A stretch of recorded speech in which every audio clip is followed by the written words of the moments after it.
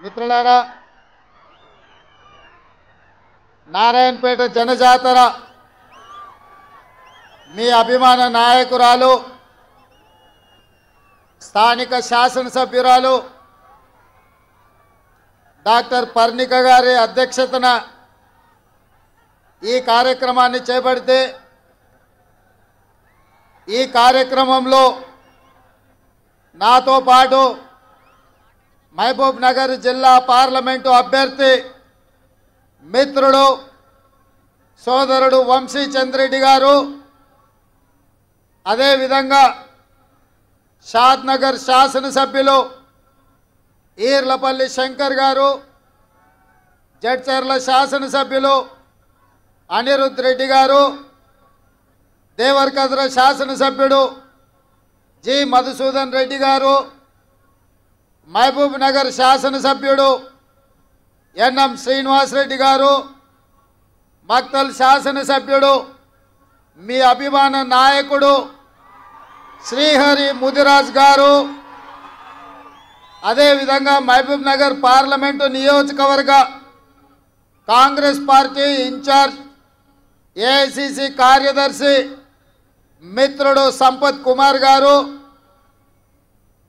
కొడంగల్ మాజీ శాసనసభ్యులు పెద్దలు గురునాథ్ రెడ్డి గారు, అదేవిధంగా మహబూబ్ నగర్ మాజీ పార్లమెంట్ సభ్యులు ప్రభుత్వ ప్రత్యేక సలహాదారుడు అన్న పెద్దలు జితేందర్ రెడ్డి గారు, ఒబేదుల్లా కోత్వాల్ గారు, గద్వాల్ జిల్లా పరిషత్ చైర్పర్సన్ శ్రీమతి సరిత తిరుపతయ్య గారు, అదేవిధంగా వేదిక మీద ఉన్న పెద్దలు ముఖ్యంగా మక్తల్ నారాయణపేట్ కాంగ్రెస్ పార్టీ జిల్లా పార్టీ అధ్యక్షులు, మండల పార్టీ అధ్యక్షులు, గ్రామ శాఖ అధ్యక్షులు, ఎంపీటీసీలు, జడ్పీటీసీలు, అదేవిధంగా జిల్లా పరిషత్ సభ్యులందరికీ మనస్ఫూర్తిగా ధన్యవాదాలు, కృతజ్ఞతలు తెలియజేస్తున్న మిత్రులారా, ఈరోజు రాత్రి 8 అయినా వేలాది మంది మీరందరూ ఇక్కడ నించొని ఇక్కడ ఉండి కాంగ్రెస్ పార్టీ అభ్యర్థిగా శ్రీమతి సోనియా గాంధీ గారి ఆశీర్వాదంతో ఏఐసిసి అధ్యక్షుడు మల్లికార్జున్ ఖర్గే గారి నిర్ణయంతో కాంగ్రెస్ పార్టీ అభ్యర్థిగా వంశీ చంద్రెడ్డిని ఆశీర్వదించడానికి గెలిపించడానికి వేలాదిగా మీరు వచ్చినందుకు మీకు అందరికీ కూడా మనస్ఫూర్తిగా ధన్యవాదాలు తెలియజేస్తున్నా.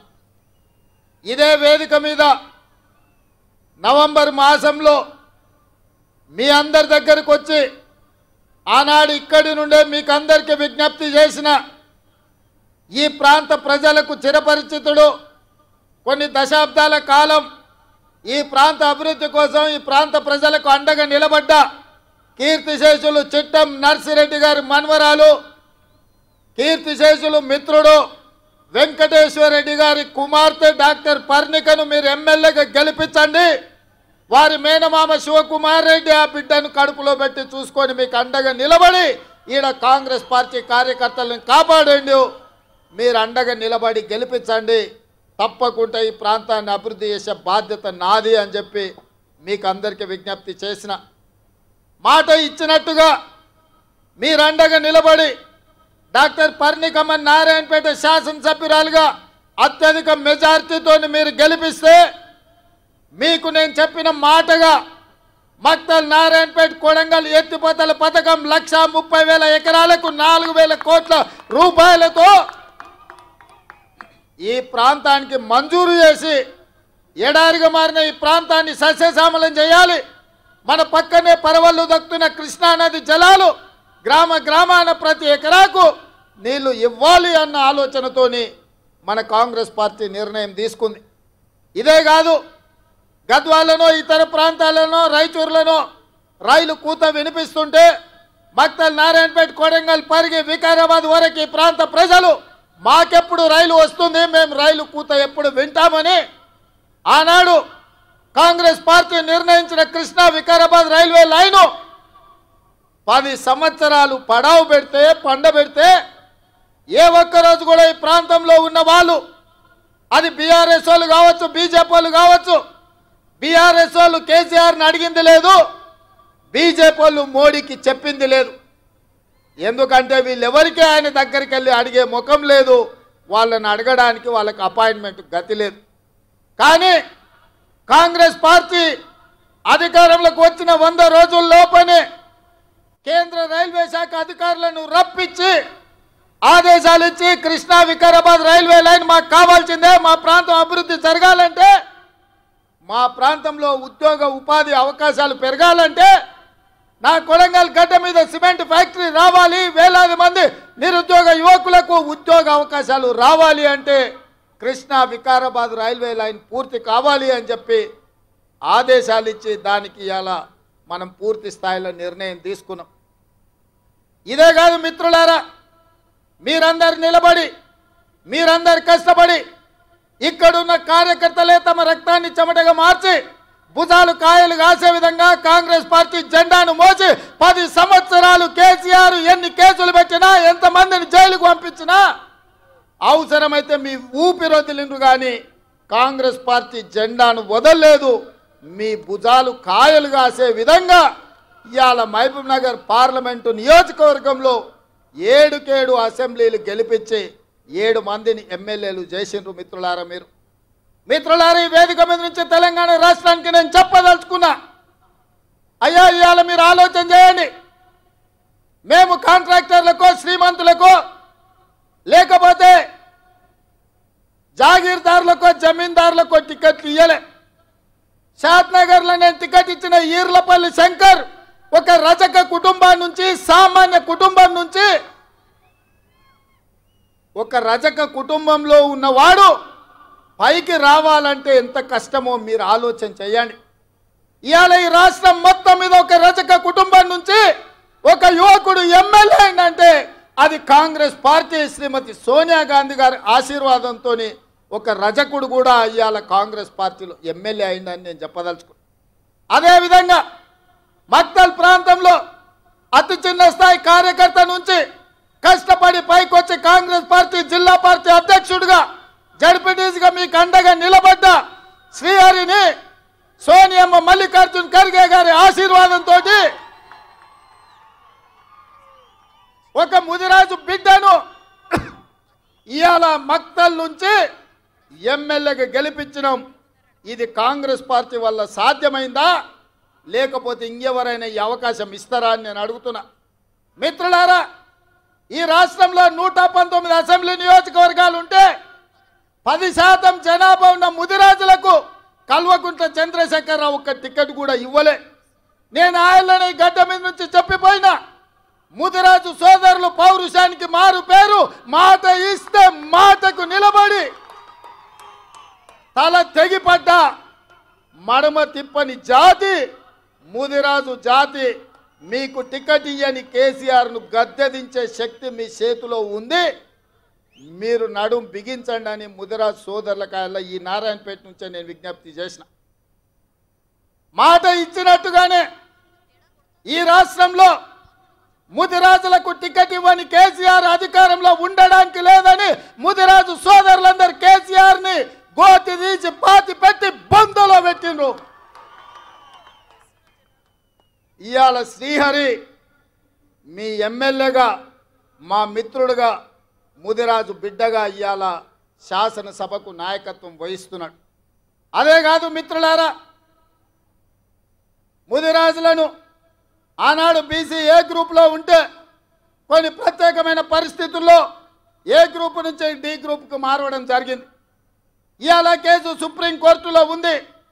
కేసీఆర్ నిర్లక్ష్యం వల్ల, కేసీఆర్ పట్టించుకోకపోవడం వల్ల, కేసీఆర్ సమర్థవంతమైన వాదన తెలంగాణ ప్రభుత్వం నుంచి సుప్రీంకోర్టులో వినిపించకపోవడం వల్ల ఇవాళ ఎన్నో లక్షలాది ఉద్యోగాల నియామకాలలో ముదిరాజు బిడ్డలకు అన్యాయం జరుగుతుంది. ఇవాళ ముదిరాజులను బీసీ డి గ్రూప్ నుంచి ఏ గ్రూపులకు మారవాలి అని అంటే ఈ గడ్డ మీద మళ్ళా కాంగ్రెస్ పార్టీ జెండా ఎగరాలి. మీ తరపున సిపాయిగా ఢిల్లీలో కొట్లాడాలి అంటే మీ వాదన బలంగా వినిపించాలి, మంచి మంచి వకీళ్లను పెట్టి వాదించాలి అంటే వంశీచంద్రెడ్డి ఢిల్లీలో ఎంపీగా ఉండాలి. ఇవాళ ముదిరాజ్ సోదరులు నేను ఒక్క మాట ఇవ్వదలుచుకున్న, ప్రత్యేకంగా ఈ రాష్ట్రంలో ఉన్న తెలంగాణలో ఉన్న 10% ముదిరాజు బిడ్డలారా మీరు ఆలోచన చేయండి. మీ బిడ్డకు కేసీఆర్ ప్రాతినిధ్యం వహించే గజ్వేల్ సిద్దిపేట ఉన్న పార్లమెంటు మెదక్కు నీలం మధు ముదిరాజును కాంగ్రెస్ పార్టీ టికెట్ ఇచ్చింది. కానీ అదే కేసీఆర్ నాయకత్వం వహిస్తున్న మెదక్కు కేసీఆర్ వెంకట్రామరెడ్డికి టికెట్ ఇచ్చాడు. మేమేం ఆలోచన చేస్తామో కేసీఆర్ ఏం ఆలోచన చేస్తాడో మీరు ఒక్కసారి ఆలోచన చేయండి. అందుకే ఇవాళ ఈ వేదిక మీద నుంచి మీకు ఒక మాట ఇవ్వదలుచుకున్నా. మెదక్లో నీలం ముదిరాజును గెలిపించండి, మహబూబ్నగర్లో వంశీచంద్రెడ్డిని గెలిపించండి, తెలంగాణలో 14 సీట్లు ఇవ్వండి. ఆగస్టు 15 తారీఖు లోపల మీ ముదిరాజు బిడ్డను మంత్రిని చేసే బాధ్యత నాది. మీకు శక్తి ఉంది, మీకు యుక్తి ఉంది, మీకు పట్టుదల ఉంది, మీకు పౌరుషం ఉంది, పోరాడే శక్తి మీకుంది. ఇదంతా సంఘటితమై మీరందరూ ఏకమై తెలంగాణ గడ్డ మీద కాంగ్రెస్కు 14 సీట్లు ఇవ్వండి. మీ బిడ్డను 15 ఆగస్టు తిరిగే లోపల మంత్రిని చేసే బాధ్యత నేను తీసుకుంటా, మీకు మాట ఇస్తున్నా అని చెప్పి నేను ఈ వేదిక మీద నుంచి మీకు చెప్తున్నా. మిత్రులారా, రాజకీయంగా ఇవాళ ముదిరాజులు వెనుకబడ్డారు, మా మాదిగ సోదరులు వెనుకబడ్డారు. ఉద్యోగ ఉపాధి అవకాశాలలో వాళ్ళకు రావాల్సిన అవకాశాలు రాక పీజీలు పిహెచ్డీలు చదువుకున్న మాదిగ సోదరులు ఇవాళ అన్యాయానికి గురవుతున్నారు. అందుకే మిత్రులారా, మాదిగల ఏబిసిడి వర్గీకరణ మీద 10 సంవత్సరాలు చంద్రశేఖరరావు సుప్రీంకోర్టులో కేసు వాదించకపోతే నేను ముఖ్యమంత్రి అయిన ఎంబడే పెద్దలు దామోదర్ నరసింహ గారితో పాటు 8 మంది ఎమ్మెల్యేలను ఢిల్లీకి పంపించి ఉద్దండులైన న్యాయవాదులను పెట్టి మాదిగల వర్గీకరణ ఏబిసిడి జరగాల్సిందే అని చెప్పి కేసును నేను వాదించిపించిన. శాసనసభలో వర్గీకరణ చెయ్యాలి అని కొట్లాడితే ఆయల్ల సంపత్ కుమార్తో పాటు నన్ను మార్షల్స్ను పెట్టి పోలీసులను పెట్టి గొర్రెలు ఈడ్చి బయట పడేసిండు చంద్రశేఖరరావు. ఇవాళ మాదిగలకు అన్యాయం చేసింది చంద్రశేఖరరావు కాదా? ఇవాళ నేను అడుగుతున్న మిత్రులారా, కొంతమంది మాదిగ ఉద్యమంలో ఏబిసిడి వర్గీకరణ కోసం కొట్లాడిన వాళ్ళు ఇవాళ నరేంద్ర మోడీ కోటేయండి, భారతీయ జనతా పార్టీని గెలిపించమని అడుగుతున్నాను. నేను ఆ మిత్రుడిని కోరదలుచుకున్నా, నేనేం అనదలుచుకోలే. చంద్రశేఖరరావు ఆయనను అరెస్ట్ చేసి జైల్లో పెట్టినాడు. ఏ ఒక్కరు పలకరించే వాళ్ళు లేకపోతే నేను జైలుకి వెళ్ళి అండగా నిలబడి న్యాయవాదులతో మాట్లాడి బెయిల్ ఇప్పించడానికి కొట్లాడింది నేను. ఆయనలో వర్గీకరణ కోసం ఈ తెలంగాణలో ఉద్యమాలు చేయడానికి వీల్లేదు, నిరసనలు తెలపడానికి వీల్లేదు. పోలీసుల నిర్బంధాలు కొనసాగుతుంటే పరేడ్ గ్రౌండ్లో ధర్మయుద్ధం కార్యక్రమానికి అండగా నిలబడి ఆయల్ల మాదిగల వర్గీకరణకు అండగా నిలబడి వర్గీకరణ జరగాల్సిందే, మాదిగలకు న్యాయం చేయాల్సిందే అని చెప్పి అండగా నిలబడ్డది నేను. అందుకే ఇవాళ సోదరులారా, ఈ వేదిక మీద నుంచి నా మాదిగ సోదరులకు నేను చెప్తున్నా, సిరిసిల్ల రాజయ్య గారిని ఫైనాన్స్ కమిషన్ చైర్మన్ చేసిన, అట్లూరి లక్ష్మణ్ని విప్పుగా అసెంబ్లీలో వేసిన, పాల్వాయి రజనీ కుమార్ని తెలంగాణ పబ్లిక్ సర్వీస్ కమిషన్లో మెంబర్ చేసిన, ప్రీతం కుమార్ ఎస్సీ డిపార్ట్మెంట్ చైర్మన్గా కాంగ్రెస్ పార్టీలో పదవులు ఇచ్చిన. ఇవాళ నా పేషీలో ఐఏఎస్ అధికారి సంగీత సర్వే సత్యనారాయణ సెక్రటరీగా నా పేషీలో ఉందంటే ఒక మాదిగ బిడ్డకు అవకాశం ఇచ్చిన. ఇవాళ మిత్రుడు సంపత్ కుమార్ ఏఐసిసి సెక్రటరీగా మహారాష్ట్రకి ఇన్ఛార్జ్గా ఈరోజు వారు ఏఐసిసి సెక్రటరీగా ఉన్నారు. దామోదర్ నరసింహ గారు మంత్రివర్గంలో మంత్రిగా ఉన్నారు. ఇవి సరిపోతాయంటే ఇవి సరిపోవు. నాకు తెలుసు మీ జనాభా ఎంత ఉంది, మీకు ఇన్నాళ్ళు జరిగిన అన్యాయం ఏంది, మీ ఆవేదన, మీ ఆలోచన నాకు తెలుసు. అందుకే రేపు రాబోయే రోజుల్లో పార్టీ తీసుకోబోయే నిర్ణయాలలో, పార్టీ నియామకాలలో మాదిగ బిడ్డలకు న్యాయం చేసి మీకు సముచితమైన స్థానం కల్పించే బాధ్యత కాంగ్రెస్ పార్టీ తీసుకుంటుంది. మల్లికార్జున్ ఖర్గే గారు తీసుకుంటారు. సోనియామ్మను ఒప్పించి మెప్పించి వర్గీకరణను పార్లమెంట్లో చట్టం చేసే బాధ్యత ఇవాళ కాంగ్రెస్ పార్టీ తీసుకుంటుందని చెప్పి మాదిగ సోదరులకు నేను చెప్పదలుచుకున్నా. అదేవిధంగా మిత్రులారా, ఇవాళ కురుబ యాదవ్ సోదరులు ఆనాడు కేసీఆర్ ఎవరికి సరైన ప్రాతినిధ్యం ఇవ్వకపోతే నేను ఆలోచన చేసి మా మహబూబ్నగర్ జిల్లా నుంచి కుర్మ యాదవ్ సోదరులు ఎక్కువ మంది ఉన్నారు, వాళ్ళ ప్రాతినిధ్యం ఉండాలని నడిగడ్డ గద్వాలు కోటలో సరిత తిరుపతయ్యను ఒక కుర్మ యాదవ్ బిడ్డను నేను ఎమ్మెల్యేగా టికెట్ ఇచ్చి గెలిపించడానికి ప్రయత్నం చేస్తే గద్వాల కోటలో కుట్ర చేసి కుతంత్రాలు అన్నీ బీఆర్ఎస్ బీజేపీ ఏకమైపోయింది. ఆనాడు చీకటి ఒప్పందం చేసుకొని అప్పటి వరకు తగాదాలు ఉన్నాయి మాకు, మా ఇంటి మీద కాకి ఇంటి మీద వాలదు అని చెప్పిన వాళ్ళు ఇవాళ మామ అల్లుళ్ళు ఒక్కటైపోయి కుమ్ముక్కు రాజకీయాలు వేసి ఒక సరితను ఒక ఆడబిడ్డను ఒక కురువ యాదవ్ ఆడబిడ్డను మామ అల్లుళ్ళు ఏకమై అర్నమ్మ నాయకత్వంలో బీజేపీ ఓట్లని బీఆర్ఎస్ కేసి 5,000 ఓట్ల తక్కువ మెజార్టీతోని ఇవాళ ఆడబిడ్డను ఓడగొట్టారు. నిజంగానే సరితమ్మ గెలిచినుంటే ఇవాళ మంత్రివర్గంలో మంత్రి అయ్యేది యాదవ్ సోదరులారా. కేసీఆర్ మంత్రివర్గంలో మహిళలకు స్థానం లేకుండే, మన మంత్రివర్గంలో సీతక్కకు ఆదివాసి బిడ్డకు కొండా సురేఖ ఒక బలహీన వర్గాల బిడ్డకి ఇచ్చినాం. సరితమ్మ గెలిచినుంటే ఇవాళ మన మంత్రివర్గంలో మంత్రి అయ్యి ఉండేది. అంటే ఎన్నికలు వచ్చినప్పుడు పేదోళ్ళని గెలవాల్సినప్పుడు పేదలకు న్యాయం చేయాలని కాంగ్రెస్ అనుకున్నప్పుడు బంగ్లా రాజకీయాలు కుమ్ముక్కు రాజకీయాలు అర్నమ్మ దివాళాకోరు రాజకీయాలు ఎట్లుంటాయో ఇవాళ కుర్మ యాదవ్ సోదరులారా మీరు ఆలోచన చెయ్యండి. అందుకే ఇక్కడ అన్యాయం జరిగిందని అనిల్ కుమార్ యాదవ్ను ఏమాహేమిలు ఉద్దండులు యోధులు ఉన్న వాళ్ళని కాదని రాజ్యసభలో మీ యాదవ్ బిడ్డను అనిల్ కుమార్ యాదవ్ను రాజ్యసభలో 10 పైసలు ఖర్చు లేకుండా నామినేషన్కు 10,000 కూడా పార్టీ కట్టి ఇవాళ 200-300 కోట్లు ఖర్చు పెట్టిన రాని ఎంపీ పదవి ఇవాళ యాదవ్ల బిడ్డకు కాంగ్రెస్ పార్టీ ఇచ్చింది. ఈ అన్నీ జరిగినాయంటే ఒక రజక ఈర్లపల్లి శంకర్ ఎమ్మెల్యే అయిందన్నా, ఒక ముదిరాజు బిడ్డ శ్రీహరి ఎమ్మెల్యే అయిందన్నా, ఒక సరితమ్మకు యాదవ్ బిడ్డకు ఎమ్మెల్యే టికెట్ వచ్చిందన్నా, ఒక అనిల్ కుమార్ యాదవ్ ఇవాళ రాజ్యసభ సభ్యుడైందన్నా, ఒక మాదిగ బిడ్డ సంపత్ కుమార్ ఏఐసిసి సెక్రటరీ అయిందన్నా, మహబూబ్నగర్ పార్లమెంట్కి ఇన్ఛార్జ్గా ఇవాళ నేను ఎక్కడ నాయకత్వం వహిస్తున్నానో అక్కడ నాయకుడిగా ఇవాళ నాయకత్వం వహిస్తున్నాడంటే ఇవన్నీ సామాజిక వర్గాలకు కాంగ్రెస్ పార్టీ న్యాయం చేయాలని ఆలోచన చేసింది కాబట్టి ఇవన్నీ జరిగినాయి సోదరులారా. ఇవాళ పర్ణిక రాజకీయ అనుభవం లేకపోవచ్చు, కానీ వాళ్ళ తాత తండ్రి ఇచ్చిన వారసత్వం వాళ్ళ మేనమామ నేర్పిన విద్య ఏదైతుందో ఈ ప్రాంత పేదలకు న్యాయం జరగాలి, నారాయణపేట మున్సిపాలిటీకి అండర్ గ్రౌండ్ డ్రైనేజ్ కావాలి అని ఇవాళ మీ ముందు అడిగింది. నేను మీకు మాట ఇస్తున్నా, తప్పకుండా నారాయణపేట మున్సిపాలిటీకి అండర్ గ్రౌండ్ డ్రైనేజ్ ఇచ్చే బాధ్యత నాది. ఈ ప్రాంత అభివృద్ధి కోసం నిధుల మంజూరు కోసం అండగా ఉండడానికి నేను బాధ్యత తీసుకుంటున్నాను మిత్రులారా, మీకు అందరికీ తెలియజేస్తున్నా. అదేవిధంగా మిత్రులారా, ఇవాళ అర్ణం అంటుంది మోడీని ప్రధాని చేయాలి, రేవంత్ రెడ్డిని ఓడగొట్టాలని. నేను అడుగుతున్నా, 10 ఏళ్ల నుంచి నరేంద్ర మోడీ ప్రధానమంత్రిగా ఉన్నాడు కదా, ఏ రోజైనా పాలమూరు రంగారెడ్డి ఎత్తిపోతల కోసం 10 పైసలు తెచ్చినవా? జాతీయ హోదా తీసుకొచ్చినవా? మా మాదిగ బిడ్డల ఏబిసిడి వర్గీకరణ కోసం ఏ రోజైనా ప్రధానమంత్రిని కలిసినవా? మా ముదిరాజు బిడ్డలు డి గ్రూప్ నుంచి ఏ గ్రూప్ మార్పించడానికి మీ నాయకుడు నరేంద్ర మోడీ దగ్గరికి ఎప్పుడన్నా మా వాళ్ళను తీసుకెళ్ళినవా అని నేను అడుగుతున్నా.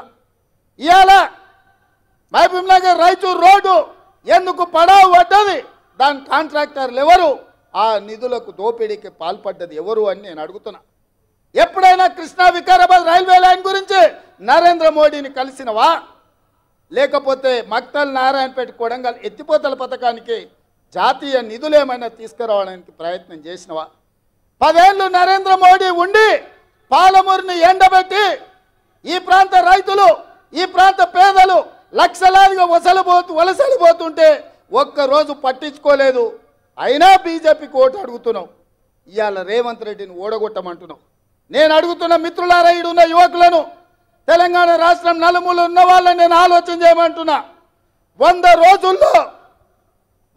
రోజుల్లో మీకందరికీ ముఖ్యంగా ఆడబిడ్డలకు ఆర్టీసీలో ఉచిత బస్సు ప్రయాణం ఇచ్చినాం. ఇవాళ 35 కోట్ల మంది ఆడబిడ్డలు బస్సుల్లో ఉచితంగా ప్రయాణం చేసిండ్రు. ఇవాళ శ్రీశైలం నుంచి మొదలు పెడితే గుళ్ళు గోపురాలకు అన్నిటికీ అమ్మగారింటికి అత్తగారింటికి ఆడబిడ్డలు ఉచితంగా బస్సులో ప్రయాణం చేస్తున్నారు. ఇవాళ ఆడబిడ్డలకు ఉచితంగా బస్సు ప్రయాణం ఇచ్చినందుకు రేవంత్ రెడ్డిని ఓడగొట్టాలనా నేను మిమ్మల్ని అడుగుతున్నా. ఇవాళ పేదవాడు ప్రభుత్వ దవాఖానకు పోతే చచ్చిపోతుంటే ప్రైవేటు దవాఖానకు పోతే ఆస్తులు అమ్ముకొని కిడ్నీలు అమ్ముకొని బిల్లులు కట్టే పరిస్థితి ఉంటే పేదవాడి ఆరోగ్యాన్ని కాపాడడానికి రాజీవ్ ఆరోగ్యశ్రీ పథకం ద్వారా 10 లక్షల రూపాయలు ఉచితంగా పేదోళ్ళకి ఇచ్చిన 48 గంటల్లో కాంగ్రెస్ ప్రభుత్వాన్ని రేవంత్ రెడ్డిని ఓడగొట్టాలంటున్నాను. పేదోళ్ళని బతికించడానికి రాజీవ్ ఆరోగ్యశ్రీ తీసుకొచ్చినందుకు కాంగ్రెస్ పార్టీని ఓడగొట్టాలని నేను అడుగుతున్నా. ఇవాళ కట్టెల పొయ్యితో కన్నీళ్లు గార్చుకుంటూ ఆ పొగ ఊపిరితిత్తులకు పోయి క్యాన్సర్ వచ్చి చచ్చిపోతున్న ఆడబిడ్డలకు ఆనాడు 400 రూపాయలకే సోనియమ్మ సిలిండర్ ఇస్తే ఈ మోడీ పాడుగాను మోడీ వచ్చి 12 నూర్లు చేసిండు సిలిండర్. 1200 సిలిండర్తో కొనలేక మళ్ళా అటుకెక్కిచ్చిన గ్యాస్ పొయ్యి సిలిండర్ను కిందికి దించి ఆడబిడ్డలకు 500 రూపాయలకే సిలిండర్ ఇచ్చినందుకు కాంగ్రెస్ను రేవంత్ రెడ్డిని ఓడగొట్టాలని నేను అడుగుతున్నా. మీరు ఆలోచన చేయండి మిత్రులారా. ఇవాళ ప్రతి పేదవాడికి వ్యవసాయం ఉన్న వాళ్ళకే భూమికి వ్యవసాయానికి ఉచిత కరెంటు ఉంది. భూమి లేని పేదలకు ఇండ్ల కరెంటు ఉచితంగా ఉండాలని నా పాదయాత్రలో నా దృష్టికి పేదలు తీసుకొస్తే ప్రతి పేదవాడికి ప్రతి ఇంటికి 200 యూనిట్ల వరకు ఉచితంగా ఉచిత విద్యుత్ ఇచ్చి మాట ఇచ్చి అమలు చేసినాం. ఇవాళ మన మహబూబ్నగర్ జిల్లాలో ఎమ్మెల్సీ ఎన్నికలు ఉండి దాన్ని ఎన్నికల కోడ్ అడ్డం పెట్టి ఇవాళ బీజేపీ అడ్డుకుంది. అందుకే ఈడ 500 సిలిండర్ విషయంలో 200 యూనిట్లు ఉచిత కరెంటు విషయంలో పేదలకు కొంత సదుపాయం అందుబాటులోకి రాలేదు అంటే అధికారులకు ఆదేశాలు ఇచ్చినాం. ఎన్నికల కోడ్ ముగిసిన వెంటనే వీటన్నిటిని మీకు అందించి మిమ్మల్ని ఆదుకునే బాధ్యత ఈ మహబూబ్నగర్ జిల్లాలో నాది. ఎందుకంటే ఈ జిల్లా నాది, ఈ మట్టి నాది, ఈ గాలి నాది, ఈ నీరు నాది. నేను మీ బిడ్డను, మీ కష్టం నా కష్టం అనుకొని వాటన్నిటిని అమలు చేసే బాధ్యత నాది. ఇదే కాదు, ఆనాడు గ్రామ గ్రామాన తండాలలో గూడాలలో మారుమూల పల్లెల్లో ఇందిరమ్మ ఇల్లు ప్రతి పేదవాడికి ఇచ్చి 25 లక్షల ఇల్లు డాక్టర్ వైఎస్ రాజశేఖర రెడ్డి ఆ రోజు ఇల్లు కట్టించిండు. 10 సంవత్సరాలు కేసీఆర్ డబుల్ బెడ్రూమ్ ఇల్లు కట్టిస్తాడు. ఏం చెప్పిండు ఆయన? ఈ డబ్బా ఇల్లు వద్దు, డబుల్ బెడ్రూమ్ ఇల్లు ముద్దన్నాడు. సరే ఈ సొక్కనైనా ఆయన మనం చేస్తాడేమని మనం అనుకున్నాం. ఏం చేసిండే? బిడ్డ వస్తే ఆడవ ఉంటుంది, కోడలు కొడుకుంటే ఆడవంటారు, గొర్రె పిల్లను మేక పిల్లను ఉంటే ఆడగట్టేస్తారని కథలు చెప్పిండు. ఊరిచ్చిండు. ఊరవతలో 2 డబుల్ బెడ్రూమ్ ఇల్లు కూడా కట్టియాలి. మీకు ఎవరికైనా డబుల్ బెడ్రూమ్ ఇల్లు వచ్చినాయా? ఎవరికైనా వచ్చినాయా? మాటిచ్చి మోసం చేసి డబుల్ బెడ్రూమ్ ఇల్లు ఇవ్వనందుకు కేసీఆర్ను గోతి తీసి బొందబెట్టిన సంగతి ఇవాళ కేసీఆర్కు అర్థమైతలేదా అని నేను అడుగుతున్నా. ఇవాళ నేను రాగానే 4,50,000 ఇల్లు ప్రతి నియోజకవర్గానికి 3,500 చొప్పున 22,500 కోట్ల రూపాయలు పేదవాడికి ప్రతి ఇందిరమ్మ ఇంటికి 5 లక్షలు ఉచితంగా ఇవ్వాలని నేను నిధులు మంజూరు చేస్తే ఇవాళ రేవంత్ రెడ్డిని ఓడగొట్టుండ్రి, కాంగ్రెస్ పార్టీని పడగొట్టంటున్నారు. ఎవరంటున్నారా? బీఆర్ఎస్ వాళ్ళు అదే అంటారు, బీజేపీ వాళ్ళు అదే అంటారు. అందుకే మిత్రులారా మీరు ఆలోచన చేయండి. ఆర్టీసీ బస్సులో ఉచిత ప్రయాణం ఇచ్చినందుకు ఓడగొట్టాలనా? రాజీవ్ ఆరోగ్యశ్రీలో 10 లక్షలు ఇచ్చినందుకు ఓడగొట్టాలనా? 500 రూపాయలకే సిలిండర్ ఇచ్చినందుకు ఓడగొట్టాలనా? లేకపోతే మీకు ఇందిరమ్మ ఇల్లు 5 లక్షల రూపాయలకే ఇచ్చినందుకు ఓడగొట్టాలనా? పేదలకు 200 యూనిట్లు ఉచితంగా ఇచ్చినందుకు ఓడగొట్టాలనా? 60 ఏళ్ళ నుంచి బలహీన వర్గాలు మా జనాభా లెక్క పెట్టండి, మేము ఎంతమంది ఉన్నామో మాకంత నిధులు కావాలని బీజేపీ జనాభా లెక్కలు వేయండి అంటే నరేంద్ర మోడీ లెక్కలేని తనంతో బీసీలకు అన్యాయం చేస్తుంటే రాహుల్ గాంధీ ఇచ్చిన మాట మీద ఈ రాష్ట్రంలో ఉన్న బీసీ జనాభాను లెక్కలు కట్టండి, కులగణన చేయండి, వాళ్ళ జనాభా దామాస ప్రకారం వాళ్లకు నిధులు ఇస్తామని ఇవాళ బీసీ జనాభా లెక్కలు కట్టమని ఆదేశాలు ఇచ్చి అసెంబ్లీలో పాస్ చేసినందుకు రేవంత్ రెడ్డిని ఓడగొట్టాలని నేను అడుగుతున్న మిత్రులారా. ఇదే కాదు, తెలంగాణ ఉద్యమం అంటేనే నీళ్లు నిధుల నియామకాలు. 10 ఏళ్లలో నియామకాలు చేపట్టలే. ఏ ఉద్యోగం వచ్చినా ఇంటింటికో ఉద్యోగం ఇస్తా అన్నాడు కేసీఆర్. మనకెవ్వరికి ఉద్యోగాలు ఇవ్వలే.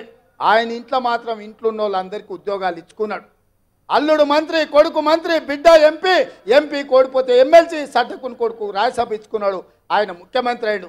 మన పిల్లలు మాత్రం పీజీలు, పిహెచ్డీలు చదివి దిల్సుఖ్నగర్లో, అశోక్ నగర్లో, అమీర్పేట చౌరస్తాలలో 10 ఏళ్ల నుంచి ఇంటికి రాలేక, తల్లిదండ్రులకు ముఖం చూయించుకోలేక ఇవాళ నిరాశతో, నిస్పృహలతో ఆత్మహత్యలు చేసుకుంటుంటే కాంగ్రెస్ వచ్చిన 100 రోజుల్లో లెక్కగట్టి ఎల్బీ స్టేడియంలో ప్రతి ఒక్కరిని వాళ్ళ కుటుంబ సభ్యులను పిలిపించి 30,000 ఉద్యోగాలు 3 నెలల్లో ఇచ్చినందుకు, నిరుద్యోగ యువకుల్లో ఆనందం చూసినందుకు కాంగ్రెస్ పార్టీని ఓడగొట్టాలనా అని నేను అడుగుతున్న మిత్రులారా.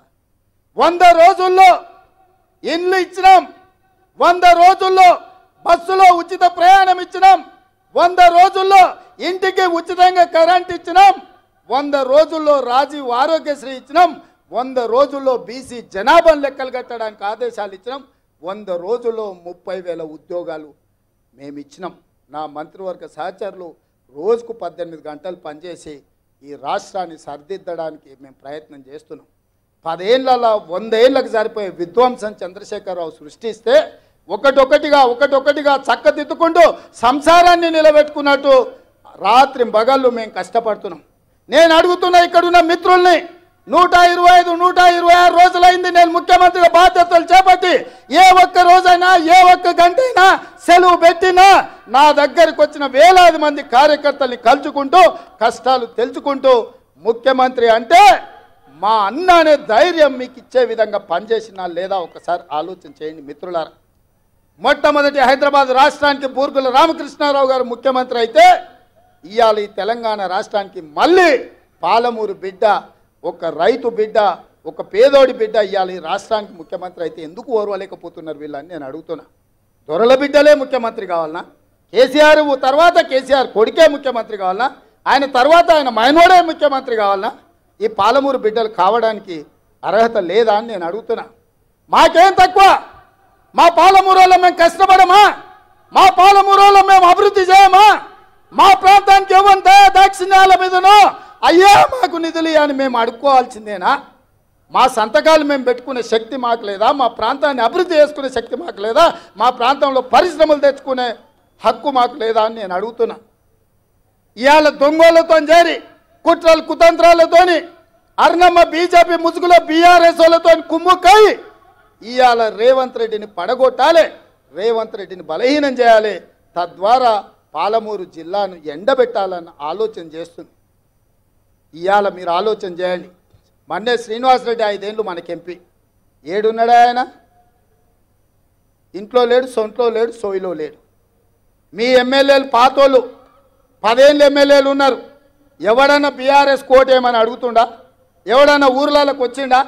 మిమ్మల్ని నమ్ముకొని మీ ఎంబడి ఉండి మీ జెండా మోసి మిమ్మల్ని ఎమ్మెల్యేలు చేస్తే ఇవాళ గ్రామాలల్లో బీఆర్ఎస్ కార్యకర్తలను బీజేపీలకు అమ్మేసి వాళ్ళ కింద గులాంగిరి చేయండి, తాబేదారులుగా మారండి అని ఒకడు పోయి రాయచూరులో ఉన్నాడు, ఒకడు పోయి హైదరాబాద్లో ఉండు, ఒకడు పోయి ఎన్నో కాంట్రాక్టులు చేసుకుంటారు. ఇవాళ ఏం జరుగుతుందో ఒక్కసారి ఆలోచన చేయండి. గద్వాల బంగ్లా కుమ్ముక్కు రాజకీయాలు, ఆనాడు బీజేపీలు బీఆర్ఎస్ కోటేసారు కాంగ్రెస్ పార్టీని సరితమ్మని ఓడించడానికి. ఇవాళ మహబూబ్నగర్ జిల్లాలో బీఆర్ఎస్ వాళ్ళు బీజేపీని గెలిపించడానికి కుమ్ముక్కు రాజకీయాలు చేస్తున్నారు. సోదరులారా ఒక్కసారి ఆలోచన చేయండి. ఇవాళ సిట్టింగ్ ఎంపీ మొన్నటి వరకు 7 వాళ్ళ చేతుల్లో ఎమ్మెల్యేలు ఉండే, ఒక్కడు కూడా ఊర్లలోకి వస్తలేడు, ఒక్కడు కూడా కారుకు ఓటు అడుగుతలేడు. అంటే ఆ పార్టీ చచ్చిందా లేకపోతే వీళ్ళు వదిలేసిందా అని నేను అడుగుతున్నా. మోడీకి తాకట్టు పెట్టిండ్రు. నాకు తెలుసు కేసీఆర్ బిడ్డ బెయిల్ కోసం ఇవాళ కాంగ్రెస్ను ఓడించడం కోసం నరేంద్ర మోడీతో చీకటి ఒప్పందంలో భాగంగా మహబూబ్ నగర్, చేవెళ్ళ, మల్కాజ్గిరి, భువనగిరి, జహీరాబాద్ 5 పార్లమెంట్లలో చంద్రశేఖర్ రావు నరేంద్ర మోడీని గెలిపించడానికి సుపారీ తీసుకొని బీఆర్ఎస్ కార్యకర్తలు ఇవాళ బొందబెట్టి వాళ్ళ ఆత్మ గౌరవాన్ని మోడీ కాళ్ళ దగ్గర తాకట్టు పెట్టిండు. బీఆర్ఎస్ నాయకులారా మీరు ఆలోచన చెయ్యండి. లక్షలాది మంది కార్యకర్తలు ఇతర పార్టీలు జైలుకు పోయినప్పుడు కేసీఆర్కు దుఃఖం లేదు. నాలాంటోని బిడ్డ లగ్గం ఉంటే కూడా వదలకుండా జైల్లో పెట్టినప్పుడు ఆయనకు బాధ తెలియలేదు. కానీ బిడ్డ జైలుకు పోగానే మోడీ దగ్గర తెలంగాణను తాకట్టు పెట్టిండు. ఇది తెలంగాణ ఆత్మ గౌరవానికి మంచిదా? ఒక్కసారి ఆలోచన చేయండి. బీఆర్ఎస్ కార్యకర్తలారా, బీఆర్ఎస్ నాయకులారా, ఆత్మ పరిశీలన చేసుకోండి. 5 నిమిషాలు గుండెల మీద చేసుకొని ప్రశాంతంగా ఆలోచన చేయండి. ఎందుకు చంద్రశేఖర్ రావు ఇవాళ మీ పార్టీని తీసుకెళ్లి మోడీకి బీజేపీకి తాకట్టు పెట్టిండు? ఇవాళ మహబూబ్ నగర్లో ఎందుకు బీఆర్ఎస్ వాళ్ళను బీజేపీకి ఓట్లు వేయమంటుడు? ఇవాళ చేవెళ్లలో బీఆర్ఎస్ నాయకులను బీజేపీలకు లొంగిపోమ్మంటుండు. మల్కాజ్గిరిలో మీ ఓట్లు బదిలీ చేయండి అని చెప్తున్నాడు. భువనగిరిలో ఎందుకు చెప్తుండు? జహీరాబాద్లో ఎందుకు చెప్తుండు? ఎందుకంటే ఈ 5 సీట్లు మొత్తం 14లో ఈ 5 సీట్లు మనం గ్యారెంటీగా గెలుస్తాం. ఈ అన్నిటిని దెబ్బతీస్తే రేవంత్ రెడ్డిని దెబ్బతీయొచ్చు అని ఒక ఆలోచన చేస్తున్నాడు. నా మీద కోపం ఉంటే నా మీద చూపియండి, చేతనైతే నాతో కొట్లాడు. మీరు మొగోళ్ళు అయితే మా కార్యకర్తలతో కొట్లాడండి. రండి గ్రామాలకు అడగండి ఓట్లు. మేము తప్పులు చేస్తే ప్రజలకు చెప్పండి. 100 రోజుల్లో నన్ను గద్దె దించమంటుండు కేసీఆర్, కానీ 10 ఏళ్ళు గద్దె మీద ఉన్న మోడీని ఎందుకు గద్దె దించమంటలేడు? మిత్రులారా, మీరు ఆలోచన చేయండి. 100 రోజుల్లో నేను ఇన్ని పనులు చేసిన, ఇంకా చేయాల్సినవి ఉన్నాయి. ఇవాళ ఎన్నికల కోడ్ వచ్చింది కాబట్టి ఇవాళ రైతు రుణమాఫీ నేను చేయలేకపోయినా. అందుకే ఈ నారాయణపేట గడ్డ మీద నుంచి తెలంగాణ రైతాంగానికి 69 లక్షల రైతులకు నేను మాట ఇస్తున్నా. ఆగస్టు 15 తారీఖు లోపల 2 లక్షల రూపాయల రైతు రుణమాఫీ చేసి తీరుతా. ఎట్లయితే మక్తల్ నారాయణపేట కొడంగల్ ఎత్తిపోతల పథకం పూర్తి చేసినో, ఎట్లయితే ఆర్టీసీ ఉచిత ప్రయాణం ఇచ్చినో, ఎట్లయితే 500 రూపాయలకు సిలిండర్ ఇచ్చినో, అట్లనే 15 ఆగస్టు లోపల 2 లక్షల రూపాయల రైతు రుణమాఫీ చేస్తా.